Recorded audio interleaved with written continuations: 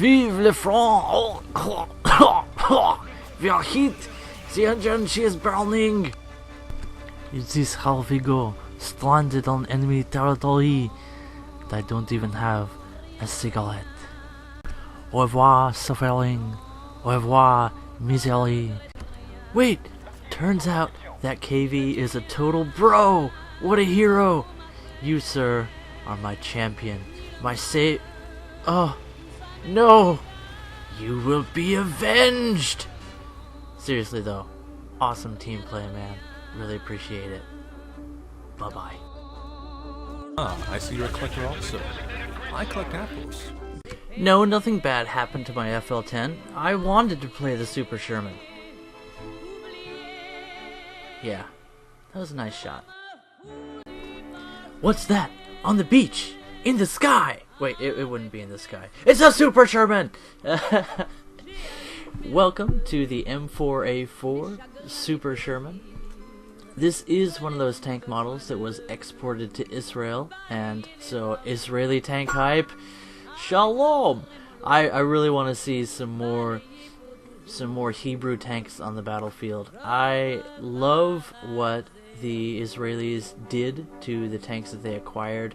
They didn't leave them the way they were when they got them. They'd often get the vehicle and then replace the engine, replace the transmission, put in a different gun. They did all kinds of neat stuff.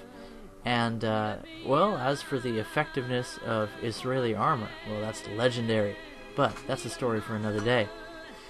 We roll out and we get our first shot into an enemy. Takes out most of the crew, giving us plenty of time to reload for another round. Boom! And the reload rate on this tank feels so glacial because we're dealing with a stock crew, which actually in this vehicle can perform decently, and we got so used to using the autoloader on the FL-10 that we're totally spoiled. But this gun still has enough punch to disable an enemy tank with relative ease, especially again because this is solid shot from the front. It's a different situation where you actually want to face enemy tanks from the front, or even better yet from the rear. But side shots are going to be more problematic because your spalling cone of shrapnel is not going to have the maximum effect. We get a fortuitous shot on that Panzer 38T. Stug. Hetzer.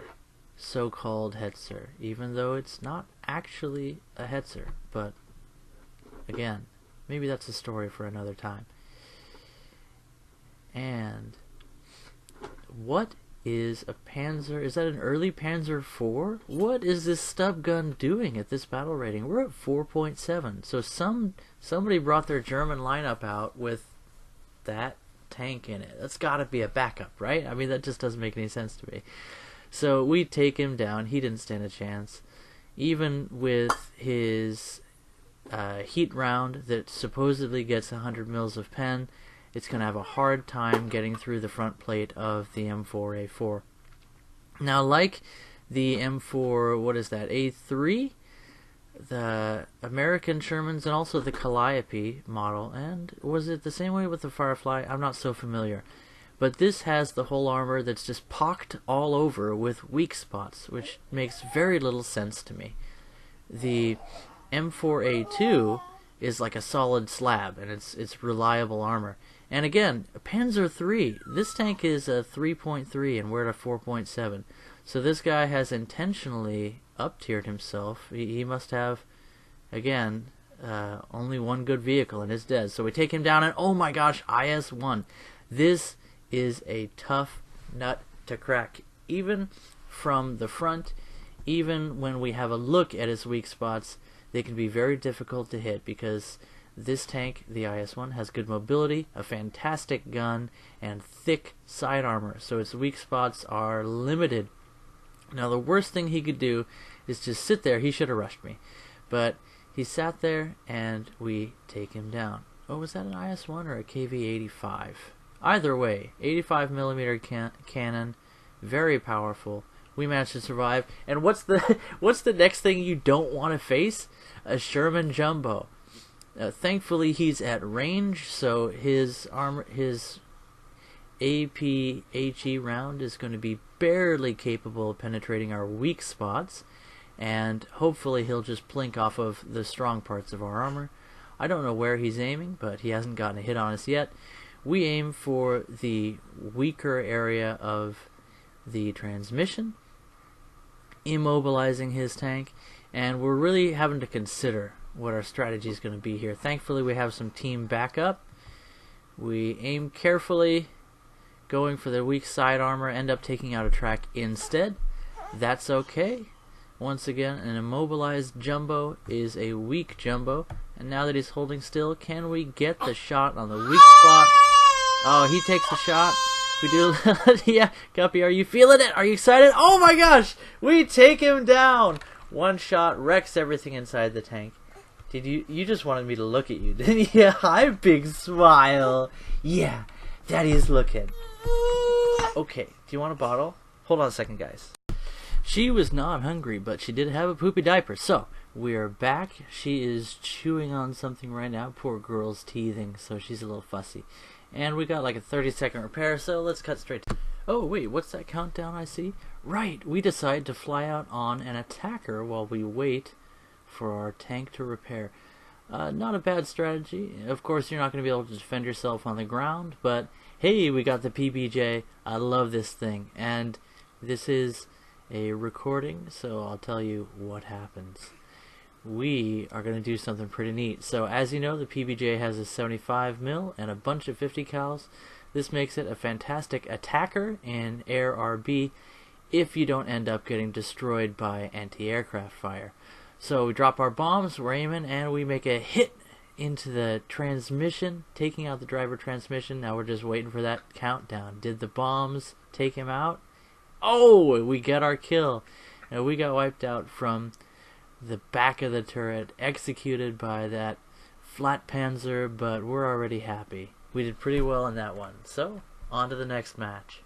Once again, I'd like to make this very clear. Absolutely nothing bad or embarrassing happened to my FL-10. I wanted to play the Super Sherman.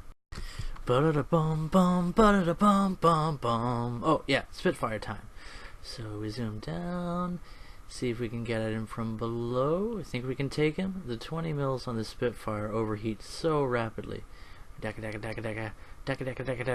him, and we set a fire.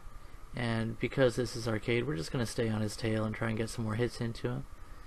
Now we just hope that, oh yeah, aircraft destroyed. Not a bad way to start the rollout in the Super Sherman. And once again, this tank is the same armor layout on its hull as you're familiar with other models of Sherman. And unfortunately, it does have those weak spots built into it for some odd reason, for the driver and radio operator to get shot in the face. And then that other round module in the hull that doesn't serve a purpose I can discern. Hey, and that Panzer IV didn't have extinguishers, so we take him down with that lucky engine fire. And that was quite lucky. We hit him in the turret, set his engine on fire. Don't think too much about that one. Moving on. I probably should have sat on that ridge and sniped. That's a situation that this tank can actually perform fairly well in, but I haven't unlocked all of the accuracy upgrades, and I just don't feel like playing passively. And there we just miss out on taking out that Sherman 76 with a shot to the side of the turret. He notices us and turns just in time. Takes out our driver, and we're missing a few crew members. We retaliate effectively, and unfortunately he's in a hold down, and that's it for us. So not a lot to see in that match for the Super Sherman, but you know, sometimes that's the way it goes. Oh, and did you see that? I noticed something. And this is something I noticed earlier looking at the Super Sherman. It has a spall shield behind the gun mantlet. That's nice. That can protect you from a lot of things. I'll bet that would really reduce the effect of heat rounds. Interesting. I'll have to look into that further at a later date. Anyway guys, hope you enjoyed the video. This one was a little bit shorter. I didn't have much time to get gameplay footage today because I've got a teething baby at home and she's been super grumpy. But I just laid some blankies across her tummy and gave her her little baby toothbrush, which is like a banana shaped rubbery thingy that she chews on, and she just fell asleep, so she's pretty tired. Anyway guys, have a nice night. Merry Christmas. Catch you next time. Bye-bye. Okay, are they gone? Bonus footage time. So I talked about the Focke-Wulf, right? Takes no skill to fly airplanes in arcade. Check this out. Just watch. I'll try not to talk too much. That was nice. Okay, maybe I will talk. So we take out the fighter who came to intercept it. How cool is that? I love like watching enemy planes smoking and burning as they go toward the ground. I'm sure he's fine. Now we have a 75 mil gun motor carriage. No armor on that guy, and we make him pay. That's 2 enemy vehicles taken out in our free flight in the Focke-Wulf. Maybe I should play light tanks more with their airstrike ability. And left wing, right wing, double kill with the rockets. Did we just take out 4 enemies? 3 ground targets with 1 flight? Yep. Have a nice night, guys.